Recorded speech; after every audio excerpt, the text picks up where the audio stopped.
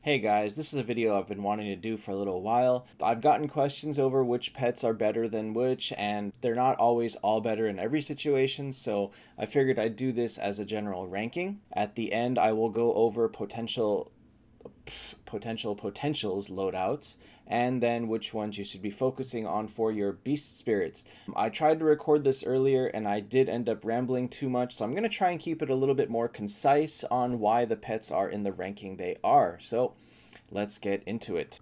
Okay, rather than make you go through it one by one, I will list the entire thing over there and I'll try to keep it, or I'll try to update the text as we go through it so you can kind of see where you are if you want to skip around. So number one, hands down, is Galileo.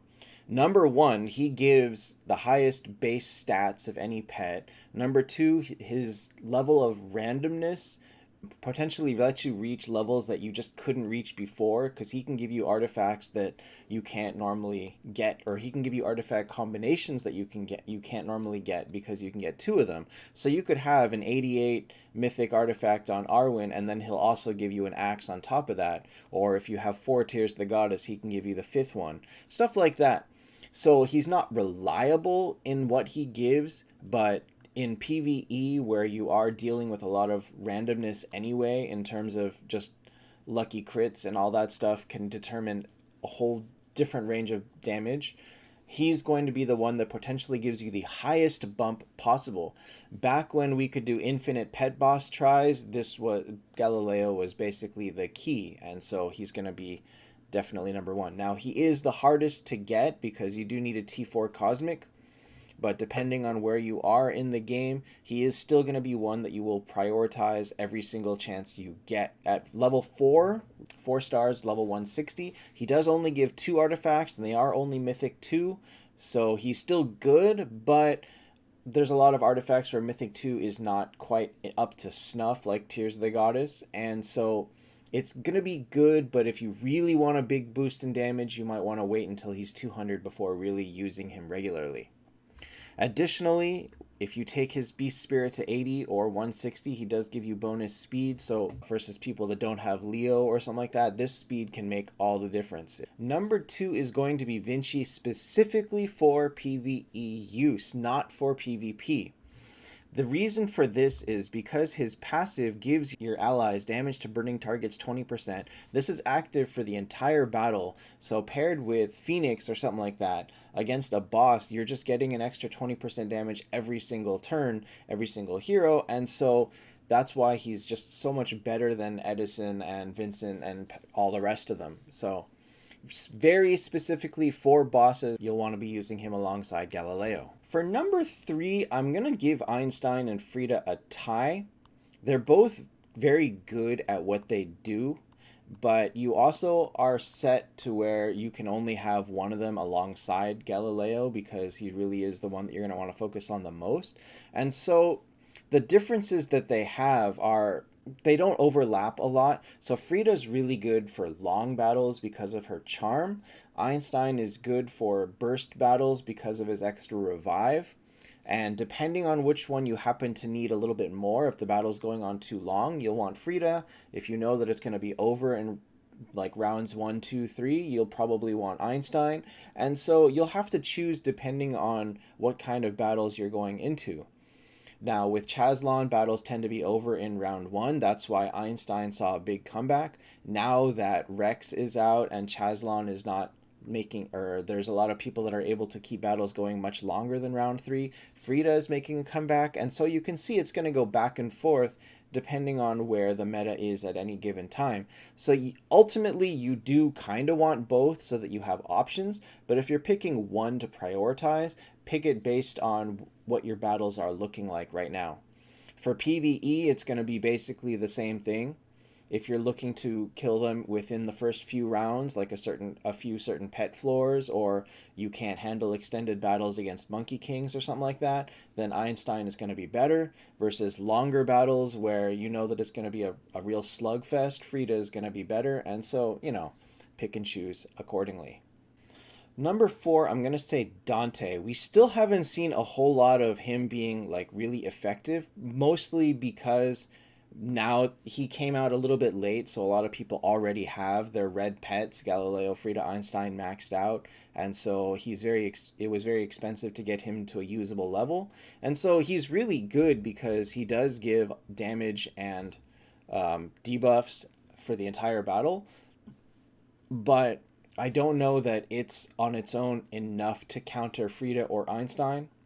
It potentially is something that you can think about if you're looking for a lot of extra damage and you don't have Vinci and you don't have Frida Einstein. You can use him for his debuffs, but whether or not you want to go for or whether or not you use him, you'll definitely want him over the other yellow pets, but yeah, that's it. You can't really say that you want him over any of the red pets. Oh, now I have a Teddy. Number 5 will be Raphael. Again, because of her, I think it's a her, because her passive does give you healing and speed every time someone dies. So at least, again, it's something that's active for the entire battle. The backline skill damage is 2 rounds. Actually, that goes off when someone dies too. So again, this is something that because it goes off for the entire battle, she's at least useful, if not top tier, but is a good filler until you get the top tier pets. Number 6 will be Pasteur. There was a point at the early on when this poison pool and the negative speed that it gave was a difference maker. But nowadays there are so many other things that counter speed, and countering their speed only in the back may not be enough. And this just isn't the big difference maker that it used to be. And also it's only the first 3 rounds, so if they have things that counteract this speed in the first 3 rounds like Leo, then Pasteur basically did nothing for you. One thing that wasn't really clear until it was tested is that this poison pool in the back line, it is a poison pool, but the heroes in it do not actually count as poisoned. They take poison damage, but they are not themselves poisoned. So it was theorized that this could pair well with Chazlon simply because it's free poison at the beginning of the battle, but that turns out to not be the case. So that is another thing that really hurts where Pasteur is at. Number 7, I guess this could have been lumped in. So you know what? We'll just lump it all in together.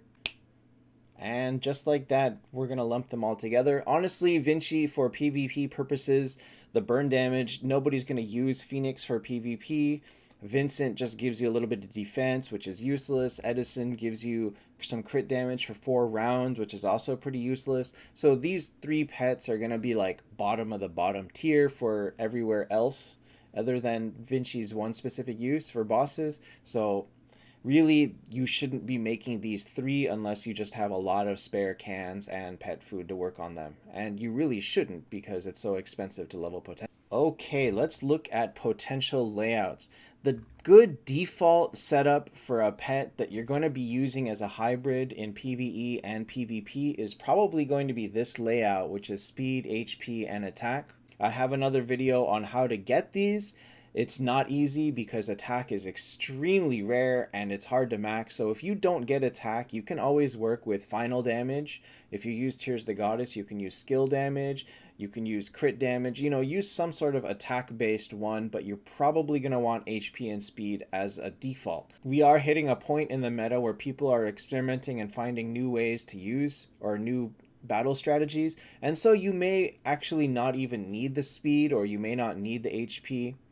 But if you really don't know what you're doing, you can't go wrong with these potentials because they're, default stats that help in all situations anyway. However, if you are going to be using Vinci for PvE, and now I don't have perfect potentials here, but you can use a different set of potentials like him because he's not going to be used in PvP. I'm only using him for bosses. Therefore, you'll want a full attack set of potentials. So you can see here that I have attack, crit rate, and skill damage. I probably want to switch the crit rate to final damage. Skill damage works for me because I have Tears of the Goddess, but if you don't, you can use something like attack, crit damage, and final damage, and something like that. Focus on what you can get rather than what you want, because getting something that's already good enough, and obviously you need them all maxed like this, getting something that's good enough and then moving on is honestly all you need to do, because it's going to cost thousands and thousands maybe like 100,000 pet food to completely just get perfect potentials on it from this spot. So even just from getting to here to switching one of these could cost me easily 10, 20,000 gold pet food. And as you can see, I don't have that to spare, and so I just haven't done it.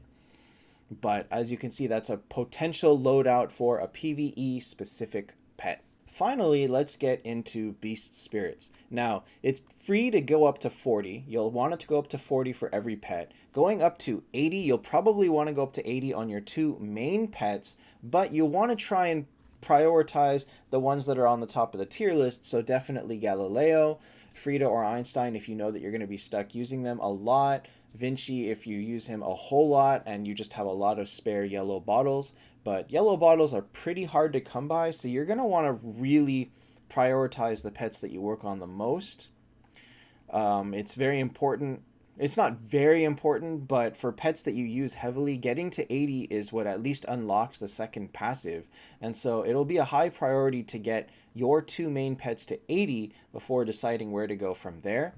As you can see, I made the decision to take Galileo to 160 simply because Galileo just is the best pet in all situations, and so taking him up is good, but this is after already my other pets are at, or my other important pets are at 80.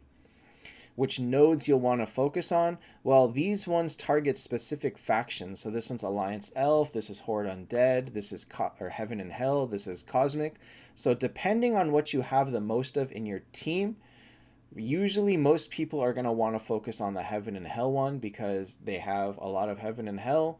And then if you happen to be using Cosmics, then you can go for Cosmics. Otherwise, you can go for one of the rest. You can't go wrong with this node because, you know, Chazla and Koshka are there, and giving them extra buffs is always good. So that'll be where you prioritize and how you want to choose your beast spirit.